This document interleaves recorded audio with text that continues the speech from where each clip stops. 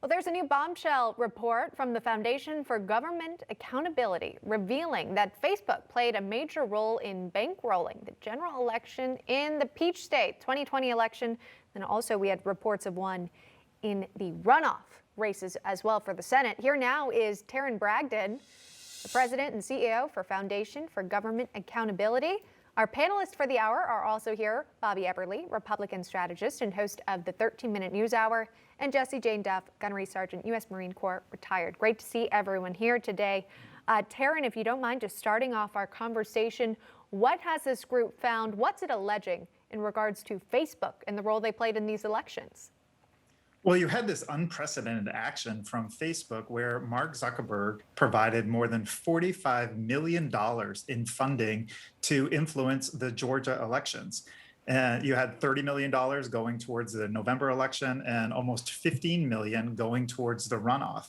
And this money wasn't going to candidates or campaigns. It was about directly funding local election offices to get people in blue precincts to do things differently than what was happening in red precincts elsewhere in the state. So what exactly was that doing? Just giving more money here, perhaps more supplies? So that was the justification initially, that this was supposed to go towards PPE or to help out during the pandemic.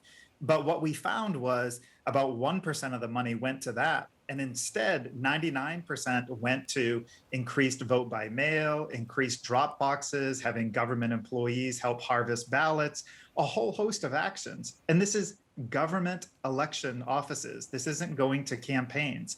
So it'd be the equivalent of, giving money to the IRS and saying, hey, I want you to conduct more audits in these zip codes. Have at it. Yeah. I'm glad, of course, we're getting these reports now. Many would argue it's too little, too late. The fact that you're making this note that, again, it was predominantly one party vote compared to the other. Again, you say it's in more blue areas than it might be red here. What's going on, Tarren, in regards to accountability to prevent something like this from happening again? Well, you're exactly right. It serves less of a purpose to look back at what happened in 2020 or what did not happen, and more about we shouldn't have this kind of corporate money influencing how government conducts elections. And so part of the Georgia election reforms, as well as reforms that have now passed in 6 other states, bans these Zuckerbucks type money going from private individuals and corporations to government election offices. And frankly, we need those bans across the country. Yeah. Okay. Well, it sounds like at least something was taken away from what had happened there to make a change. Bobby, it is interesting to hear you hear about Facebook and sort of their political ads, how they might direct certain ads towards people could affect you online. But now it turns out in person is how they're also making a difference in voters' lives.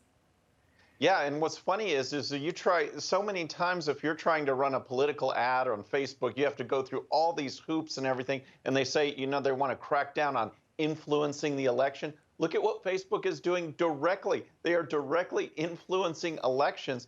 And as we said, they are going to government to do it, not running an ad in favor of a particular candidate or a particular cause. But they didn't like Trump.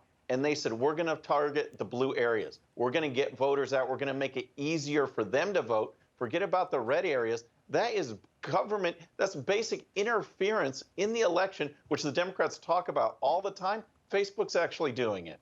Yeah. Jessie Jane, I want to give you the final thoughts here.